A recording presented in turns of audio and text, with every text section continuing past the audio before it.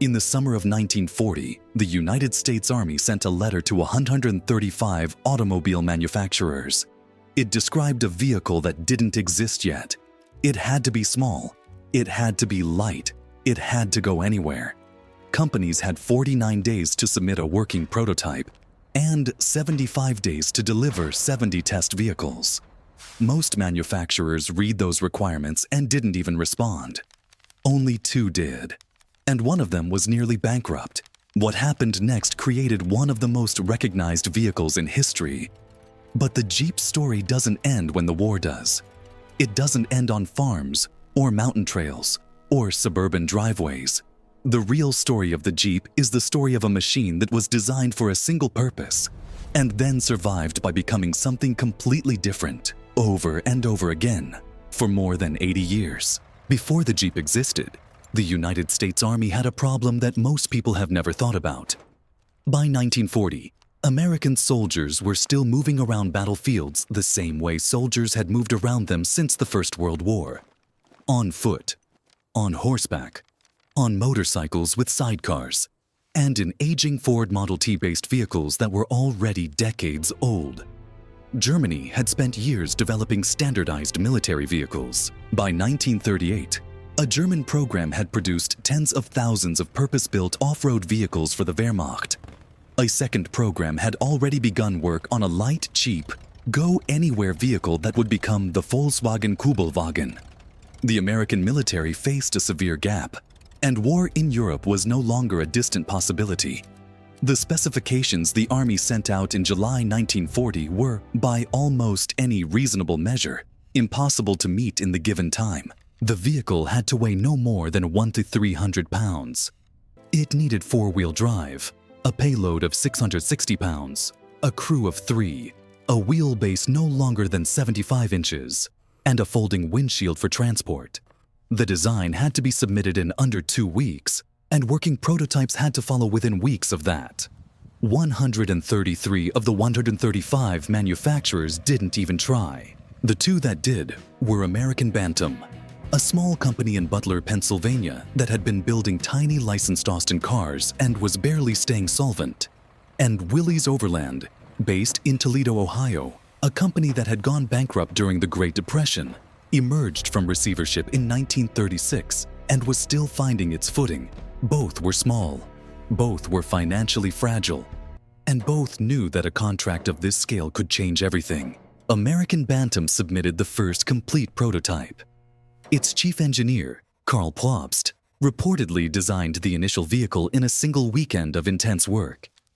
Bantam got the first contract, but the Army worried immediately that a company so small could never produce the numbers the military would eventually need. So, the government shared Bantam's design, under circumstances that remain debated by historians, with both Willys Overland and Ford Motor Company, asking all 3 to submit prototypes for further evaluation.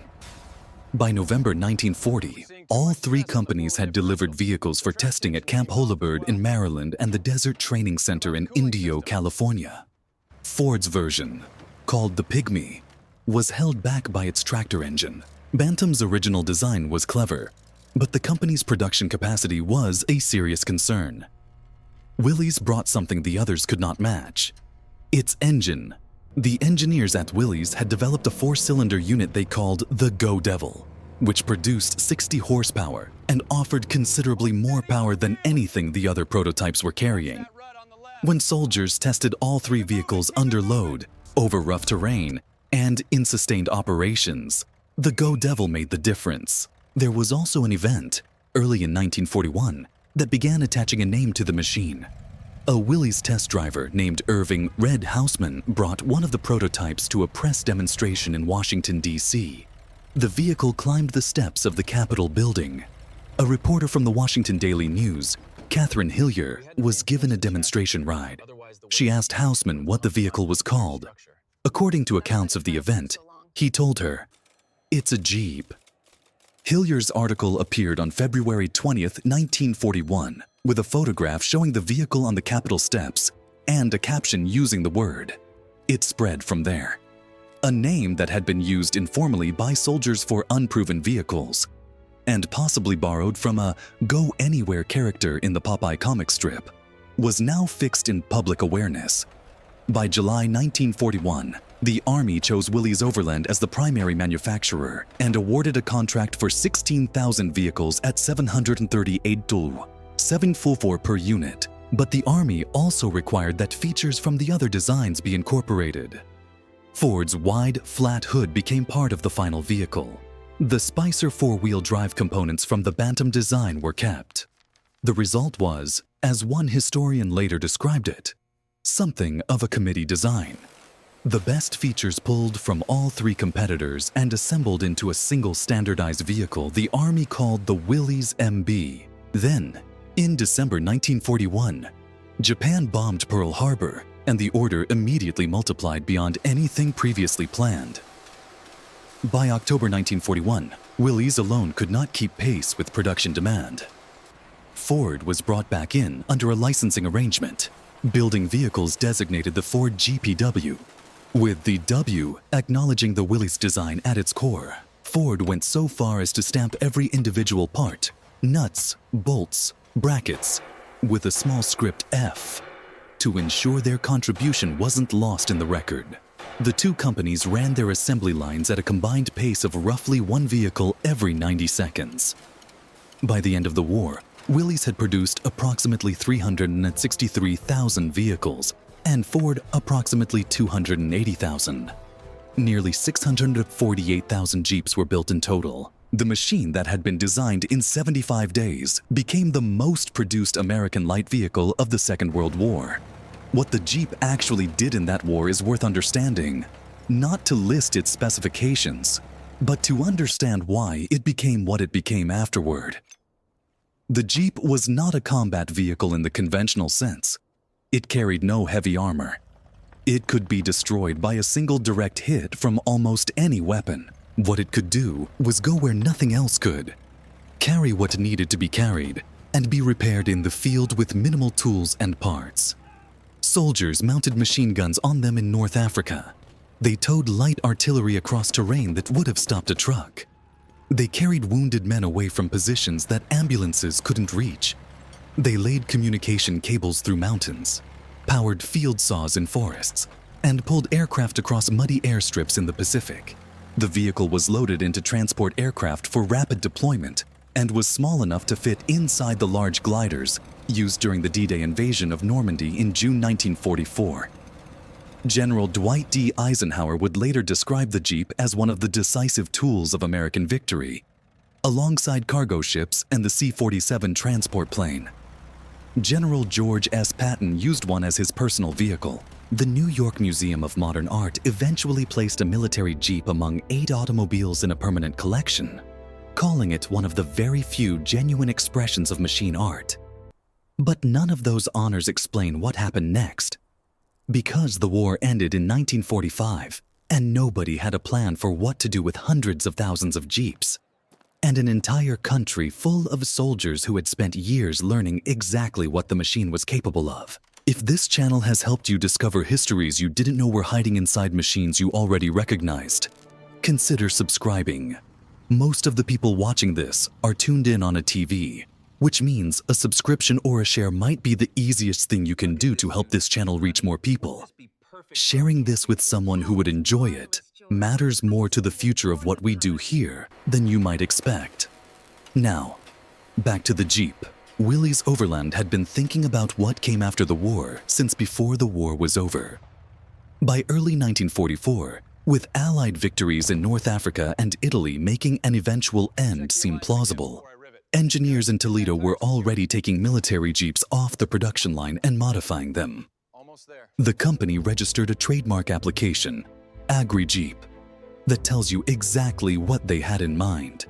The Jeep, they believed, had a future on American farms. The reasoning made straightforward economic sense. According to Willys Overland's own research at the time, there were approximately 5.5 million farmers in the United States, and more than 4 million of them had neither a truck nor a tractor.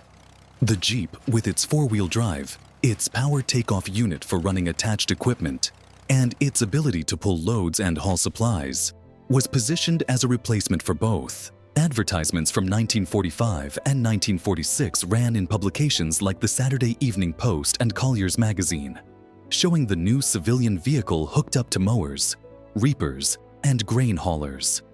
One ad headlined, "Born for War, Ready for Peace." Another described the vehicle as capable of doing the job of 2 heavy draft horses operating at a speed of 4 miles per hour, 10 hours a day. The civilian version, called the CJ2A, with CJ standing for Civilian Jeep, began rolling off the line on July 17, 1945, while the Pacific War was still being fought. It was almost identical to the military MB in most respects. The most obvious changes were a tailgate, a side-mounted spare tire, larger headlights, and a slightly revised transmission. Early production CJ2As were built using leftover military parts, engine blocks, frames, mechanical components, because Willys didn't need to retool much.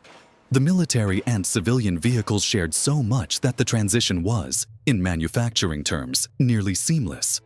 The price was $1,090, which placed it below a comparable farm tractor and well within reach of working farmers. But something unexpected happened almost immediately. Farmers bought the Jeep. Ranchers bought the Jeep. Utility companies bought the Jeep for line inspection. Rural counties bought them for road maintenance. The vehicle proved genuinely useful in all of these roles. But alongside those practical buyers came a second group that Willys had not fully anticipated: the veterans. Hundreds of thousands of American men had spent years driving Jeeps across North Africa, through Italian mountains, over Pacific islands, and across the farmland of France. They knew what the machine could do because they had personally done extraordinary things with it.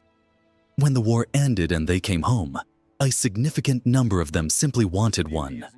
Not for farming, not for utility work. For the same reasons people form attachments to any tool that performs reliably under pressure: familiarity, capability, and something that felt like earned trust. Surplus military Jeeps were also flooding out of Army depots across the country, particularly from facilities in places like Belle Meade, New Jersey, and landing in civilian hands for almost nothing. Veterans were buying them, modifying them, using them on weekends. A Ford GP retired from military service in 1943 reportedly ended up working on a Kansas farm that same year, before the war was even over. The Jeep had been designed for soldiers. Soldiers had taken it home, and now it was beginning to mean something the Army had never intended. Willys Overland's next moves revealed how quickly they understood this. In 1946, the company introduced America's first all-steel station wagon, built on the Jeep platform. It looked nothing like the military vehicle, but everything underneath connected it to the same engineering.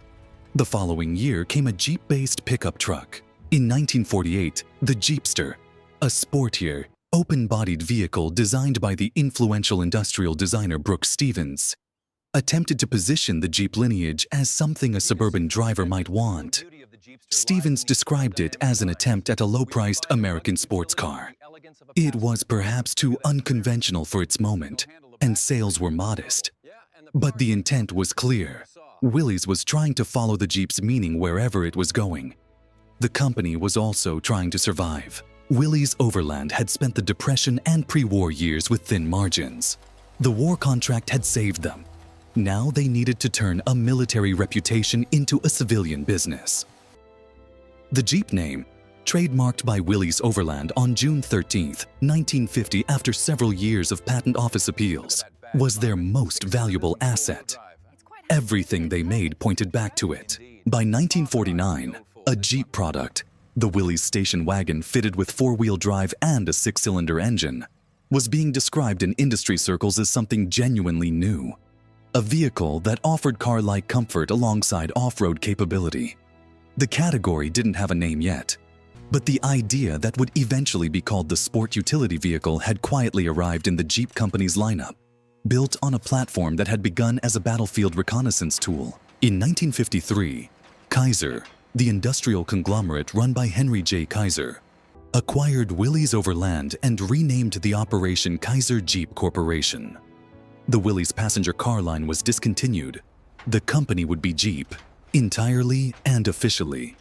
Everything going forward would be built around the name that a reporter had borrowed from a soldier on the Capitol steps more than a decade earlier. The next decade produced the machine that codified what Jeep meant to civilians. Kaiser Jeep had been watching the market. Competitors were beginning to produce larger, more capable four-wheel drive vehicles. International Harvester had its Scout. The domestic truck manufacturers were adding four-wheel drive options. If Jeep wanted to maintain its position, it needed something more advanced than the CJ series, which, however capable, remained essentially close to its military origins in terms of comfort and refinement. The answer came in November 1962 for the 1963 model year. The Wagoneer. Designed by Brooks Stevens, the same designer who had worked on the earlier Jeepster, the Wagoneer was a full-size, family-capable vehicle with four-wheel drive, independent front suspension, an overhead camshaft six-cylinder engine, and features that had never appeared in any four-wheel drive vehicle before. Power steering, automatic transmission, and factory air conditioning as an option, compared with what International Harvester and Land Rover were producing at the time. Spartan, utilitarian, truck-like machines built for work. The Wagoneer was, as automotive historians have subsequently described it, the first true luxury four-wheel drive vehicle. The timing was not accidental. American families were growing, suburban development was expanding outward from cities, and the roads leading to those suburbs increasingly gave way to unpaved terrain. The station wagon had been the family vehicle of the post-war era. But the station wagon couldn't handle a muddy driveway or a mountain road. The Wagoneer could do both. It seated a family comfortably, it could tow a trailer, and it could go places that nothing else in its price class could reach. It was also, in retrospect, the vehicle that introduced a concept that would eventually reshape the entire global automobile industry. The Wagoneer combined the capability of a truck with the livability of a family car, and the image of outdoor adventure.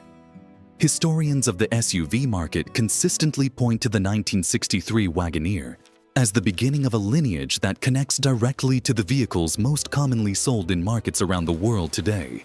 The Wagoneer's production run was extraordinary. The basic body structure introduced in 1962 was manufactured across 4 different company ownerships, Kaiser to AMC to Chrysler, for 29 model years until 1991. As American Motors took ownership of Jeep in 1970 and began pushing the Wagoneer upmarket, the vehicle evolved from a practical family tool into something approaching genuine luxury.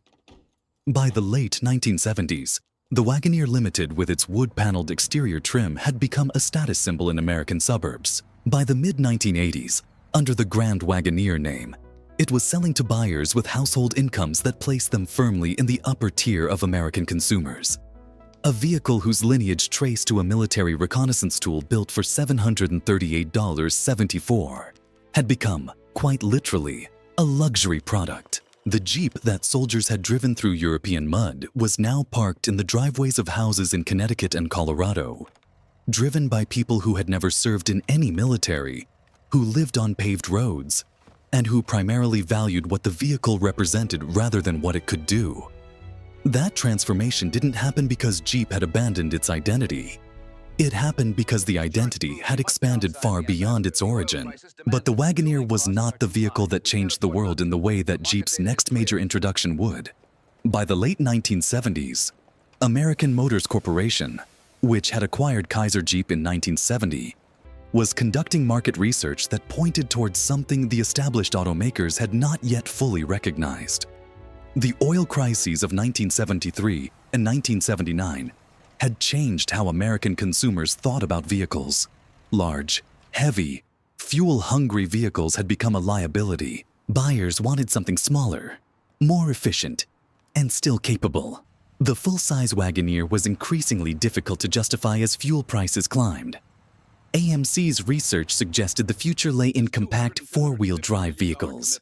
The company committed $250 million, an enormous sum for a manufacturer of its scale, to design and produce a completely new vehicle. In 1979, a team of AMC and Renault engineers. Renault had acquired a stake in AMC that year, began working on what would eventually become the 1984 Jeep Cherokee.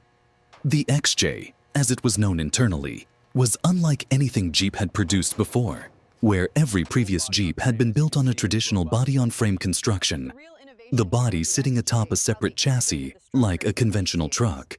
The XJ used a unibody design, integrating the body and frame structure into a single welded unit. The design contained approximately 3,200 welds in a completed body, was roughly 1,000 pounds lighter than the Wagoneer it ran alongside, and was 21 inches shorter while retaining nearly the same interior space. The engineering benefits were substantial. Less weight meant better fuel economy. The integrated structure was stiffer and more resistant to twisting on uneven terrain. The suspension, influenced in part by the engineer who had worked on the Renault Formula One racing team, gave the vehicle better handling on roads than any truck-based competitor could offer. And because it was smaller and lighter, it could be sold for less. When the Cherokee XJ went on sale in 1984, AMC had planned to sell approximately 40,000 units in the first year. They sold nearly 80,000. 3 major off-road magazines awarded it their top honors simultaneously. Car and Driver described the experience of driving it as being unlike any previous 4x4, noting its combination of car-like handling and genuine off-road ability in the same breath. The base price came in just under $10,000, less than comparable offerings from Ford, General Motors, and Toyota. Jeep's total sales doubled in 1984. The XJ also introduced the 4-door compact SUV, the Chevrolet S10 Blazer and the Ford Bronco 2, both of which arrived to compete in the same segment, were 2-door vehicles. For families, the choice between 2 doors and 4 doors was not a difficult one. The 4-door Cherokee became the dominant version almost immediately. Over its 18-year production run, from 1984 to 2001, approximately 2.8 million Cherokee XJs were sold worldwide. The design went to China, where it was produced as part of the Beijing Jeep Corporation, China's first automotive joint venture, giving the vehicle a global footprint that few American products of the era matched. Right-hand drive versions were produced for the United States Postal Service for rural mail delivery. Police departments and government fleets adopted it. Off-road enthusiasts modified it, elevated it on suspension lifts, and drove it across terrain the engineers had never imagined as a use case. But the XJ's most consequential legacy was not what it sold. It was what it taught every other manufacturer in the world. Other automakers saw the Cherokee's success and recognized the category it had created. A vehicle that was as useful in daily suburban life as a conventional car, as capable off-road as anything military-derived, and priced for the mainstream. They began building their own versions. Toyota expanded its existing lineup. Ford committed to developing the Explorer. General Motors accelerated its own programs. The unibody SUV, which the XJ had pioneered in volume production, became the template for what would eventually replace the sedan as the world's most popular vehicle type. The vehicle that began as a battlefield reconnaissance tool had, by the late 1980s and early 1990s, set in motion the reorganization of the entire global automobile market. There is a figure in the Jeep story from this era who deserves mention not as a corporate executive or an engineer, but as evidence of how deeply the Jeep had penetrated civilian culture by the late 1970s. Mark Smith ran an organization called Jeep Jamboree USA and has been credited in off-road communities as one of the central figures in the development of organized recreational four-wheeling in America. In 1978, Smith led a group of 13 people on a continuous drive from the southern tip of Chile to Alaska, more than 21,000 miles over 4 months, in Jeep CJ7s. The journey included terrain that had never been driven by a civilian convoy, mountain passes that most vehicles could not attempt, and long stretches of road that weren't roads in any conventional sense.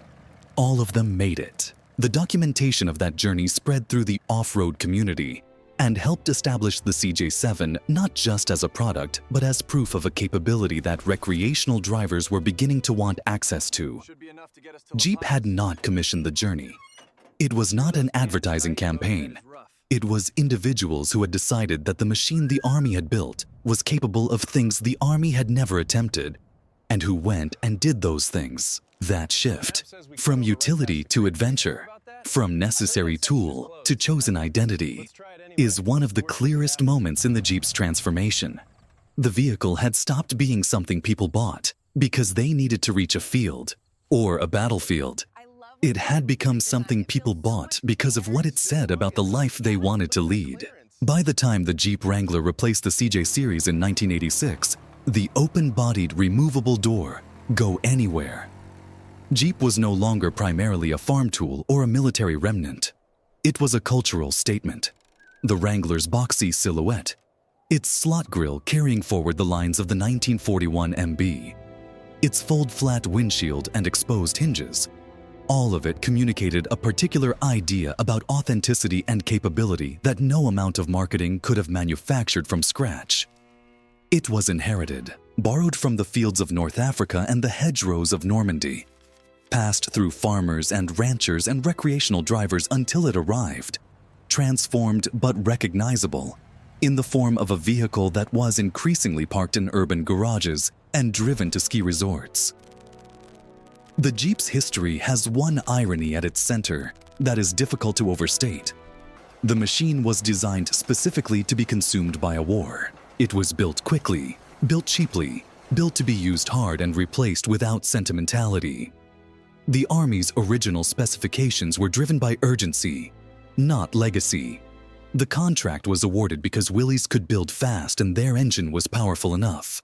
Nothing in the 1940 Army brief suggested that the outcome would be an automotive dynasty. Nothing in the planning at Camp Holabird or in the Toledo factory running at 90-second production intervals was aimed at creating a vehicle that would still carry a recognizable silhouette 80 years later.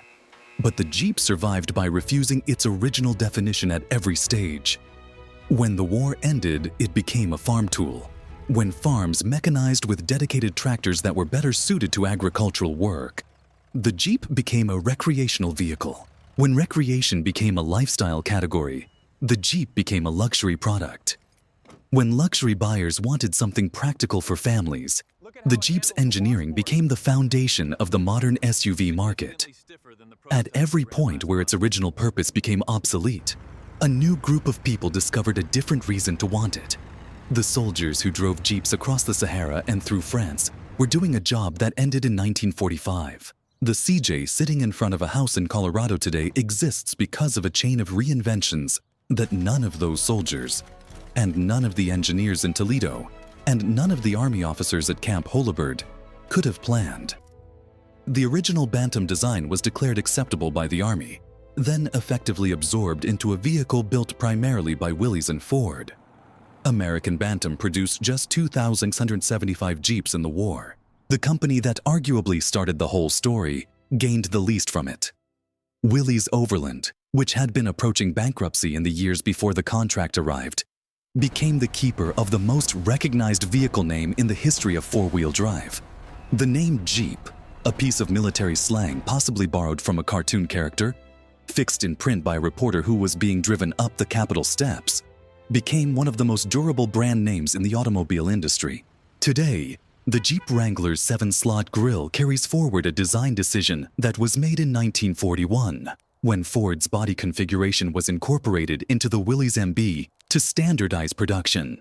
The grille's exact slot count has been argued over, adjusted, and protected by trademark. It is the oldest continuous design element in American automotive production. The vehicle it belongs to now comes with air conditioning, a touchscreen, optional disconnecting sway bars, and a four-wheel drive system that manages itself electronically. Some versions offer a hybrid powertrain. A significant portion of the Wranglers sold today never go off-road. Their owners buy them because of what the shape means, a history of capability that most of them have never personally tested. That is perhaps the deepest irony. The machine built to be expendable became irreplaceable. The machine built for soldiers became a lifestyle. The machine built for war became one of the world's most enduring symbols of civilian freedom. The Army wanted something that could go anywhere. They didn't know the most significant journey it would take was the one it made from the battlefield into the ordinary lives of people who had nothing to do with any war at all. And the Jeep wasn't the only machine transformed beyond its original purpose by the forces that created it.